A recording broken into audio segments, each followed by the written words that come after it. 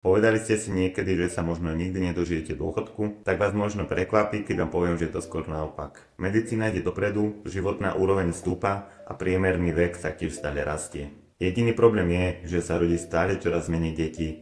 Tým pádom v budúcnosti bude na veľký počet dôchodcov pracovať menej ľudí, ako tomu je dnes. To znamená len jediné. Dôchodok síce mať budete, ale bude nižší. Takže ak sa chcete mať na dôchodku rovnako dobré, ako sa máte dnes, mali by ste sa len začať pripravovať už teraz. Možností, ako sa pripraviť na dôchodok, je viacero. Môžete si zriadiť tzv. Druhý pilier, tretí pilier, a to sa na dôchodok môžete pripravovať inak. Takže si budete dlhodobo sporiť alebo budovať majetok v súkromnom sektore, čiže tzv. Štvrtý pilier. Radi vám poradíme, ktorá z týchto možností bude pre vás najvhodnejšia, aby ste si vybudovali lepší dôchodok. Ak máte o naše služby záujem, tak nás môžete kontaktovať telefonicky, mailom, alebo nás môžete navštíviť na našej pobočke v Lokci.